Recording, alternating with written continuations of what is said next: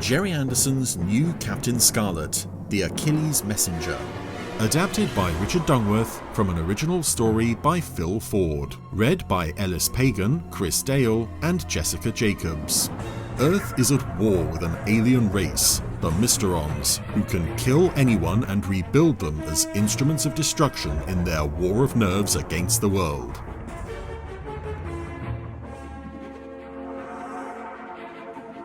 But standing in their way is one man, a determined and courageous man chosen by fate and made virtually indestructible.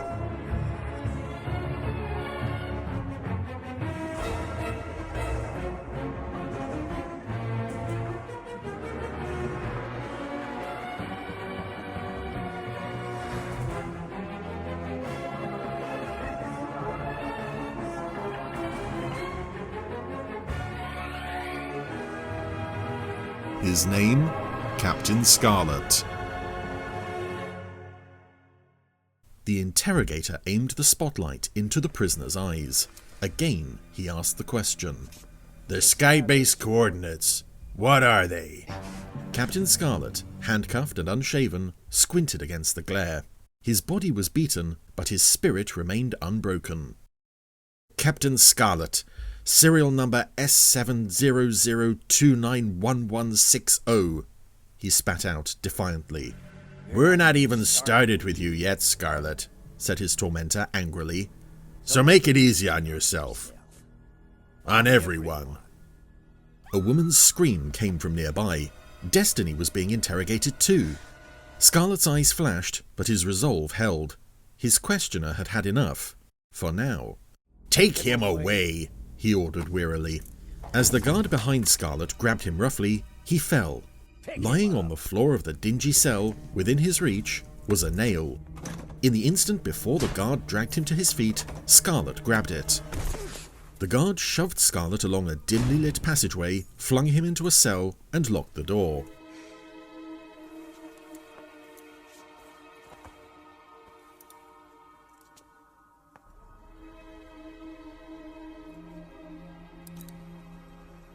Then he turned his attention to the other prisoner.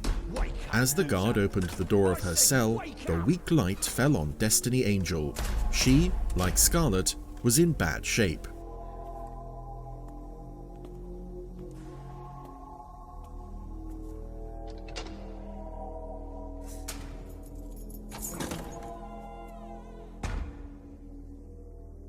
Waiting for a kiss goodnight, princess, said the guard menacingly. But a double-fisted blow from the handcuffed Captain Scarlet soon silenced him. Scarlet had used the nail to pick the lock of his cell and come to rescue his friend. As he undid their cuffs with the unconscious guard's keys, Destiny mumbled bewilderedly. Paul, but... Shh! No time, said Scarlet. He quickly led her along darkened corridors and out through a window into the moonlit grounds of the derelict Scottish mansion where they had been imprisoned. Amongst the overgrown statues, a trail bike stood unattended. Destiny climbed on behind Scarlet. As he gunned the engines, an alarm howled into life. So much for a quick exit, said Scarlet. And sure enough, as he swung the bike onto the narrow country road, two more bikes gave chase.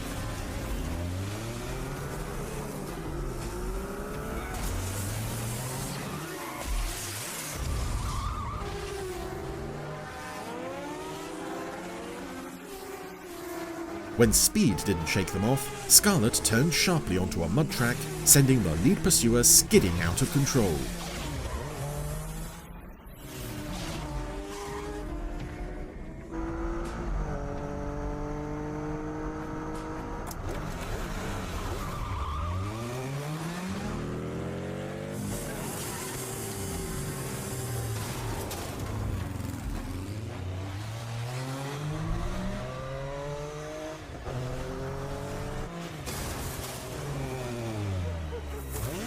The track led to a farmyard and a dead end. Using a cart as a ramp, Scarlet jumped his bike across the farmhouse roof. What do you think this is, a racecourse? You hooligans? Well, how's this for a starting pistol?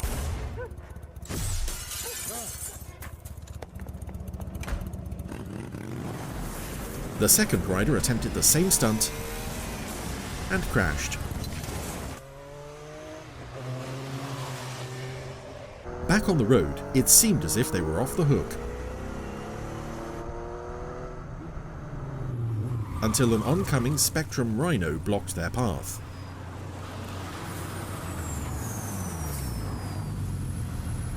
Its door opened and a uniformed woman emerged. She eyed Scarlet furiously. Captain Scarlet, what on earth do you think you're doing? Later, in the nearby Spectrum training base at Castle Balneath, Scarlet scowled as the woman, one Astrid Winters, reprimanded him. Winters ran the interrogation resistance exercise that he and Destiny had been on. She was livid with Scarlet for causing chaos by escaping from the training facility. "Your people got sloppy," said Scarlet, unrepentant. "It's your people, Miss Winters, that need the training, not me." As he stormed out of her office, Winters' phone rang. Minutes later, she was speeding away from the castle in her car to an unexpected appointment.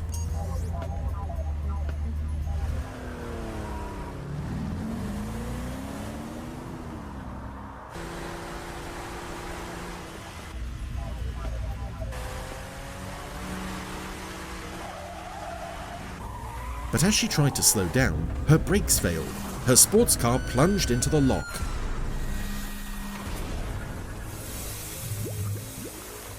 Two green rings began to play on the water's surface.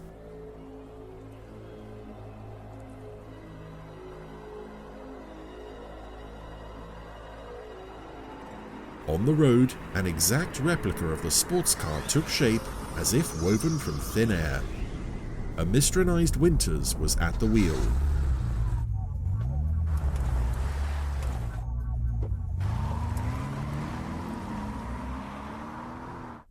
By the time the replicated Winters had driven back to Castle Balneath, Captain Scarlet, exhausted, was flat out on the bed in his quarters.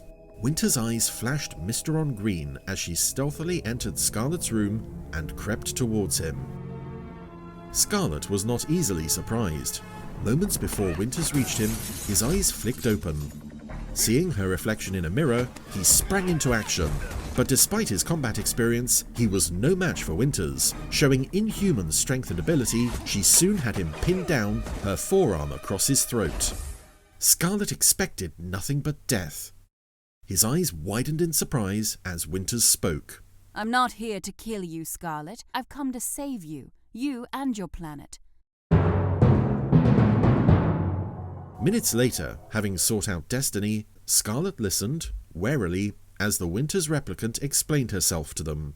Back on Skybase, Destiny explained the situation to Colonel White. "She will only pass the details to you in person." The Colonel knew that any chance to find the Mysteron's weakness could not be missed.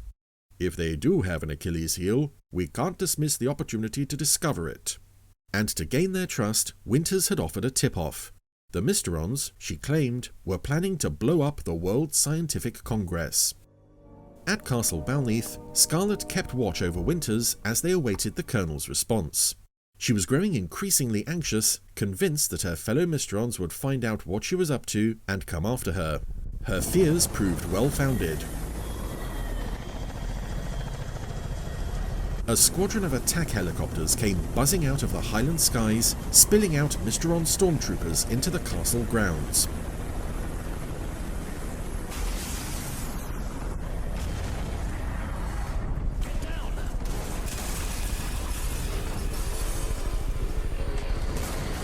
"If they catch me, you can't imagine what they'll do to me." Winters told Scarlet, terrified.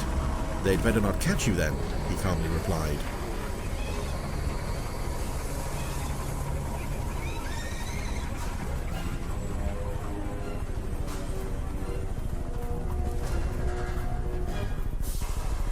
They hurried through the castle corridors to a nearby exit. Two Spectrum Rhinos were parked nearby. As they made a dash for one, Scarlet took a hit in the arm from a stormtrooper's rifle. But some sharp shooting from Winters, who grabbed Scarlet's dropped pistol, saw them safely to the nearby Rhino.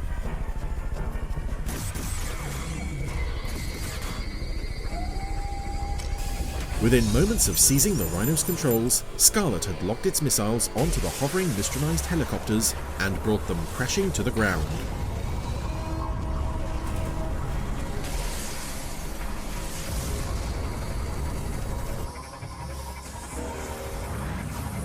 He urged the Rhino forward, bursting through the castle's portcullis onto the open road.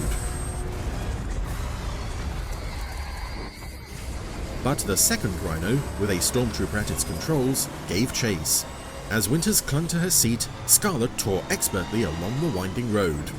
Suddenly, he spun the vehicle 180 degrees and headed back at top speed towards the pursuing Rhino. Scarlet, what are you doing? Asked Winters, incredulous. Giving this guy the fright of his Mysteron life, replied Scarlet.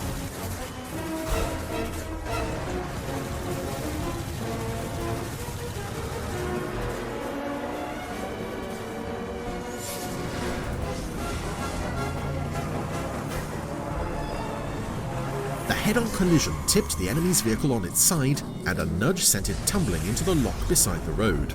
But the crash had disabled Scarlet's Rhino too. Now what? Asked Winters. We walk, said Scarlet with a wry smile. Meanwhile, at the World Scientific Congress building in New York, Captain Blue and Captain Ochre were following up Winters' tip-off. There's nothing here. We've been through the whole building, top to bottom to top again, said Ochre as she completed her scan for explosives on the skyscraper rooftop. If there was a bomb here, the locator would find it. Except, Blue suddenly realized, if the bomb was somehow shielded, and the rooftop purification tanks would be an ideal place to conceal a device from electronic detection. Sure enough, as they drained the first tank, a Mysteron bomb emerged, fixed to its floor.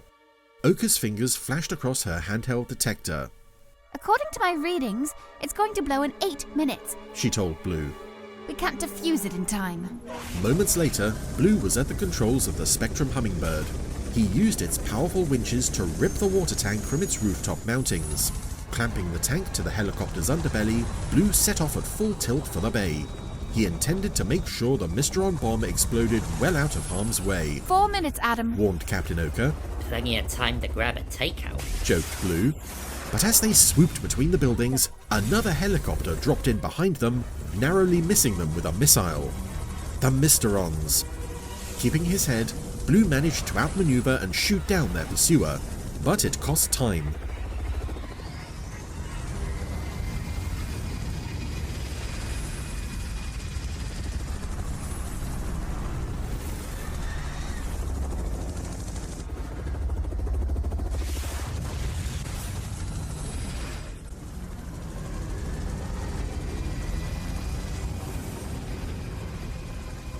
As he released the tank over the bay, the bomb inside detonated. The blast sent the Hummingbird out of control.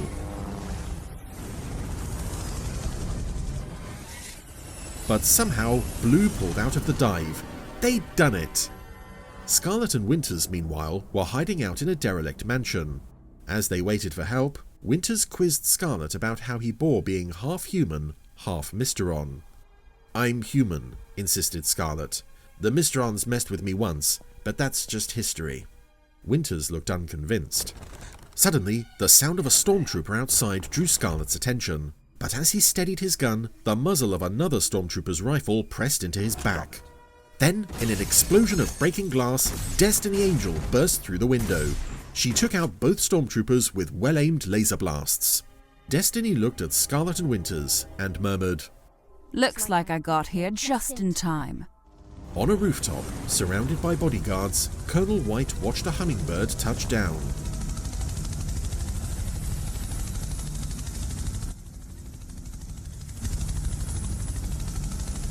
Winters disembarked, flanked by Scarlet and Destiny. I'm sorry about the circumstances, but I'm sure you will understand why we don't meet on Skybase, said the Colonel. You still don't trust me, replied Winters. But you'll want to hear what I have to say. But before Winters could divulge her secret, a shot rang out. She slumped, clutching her chest. Scarlet caught her in his arms. What is it, Astrid? Tell us, he urged. But Winters was consumed with terror. Don't let them get me, Scarlet. She screamed. Then, In a flash of green light, she vanished.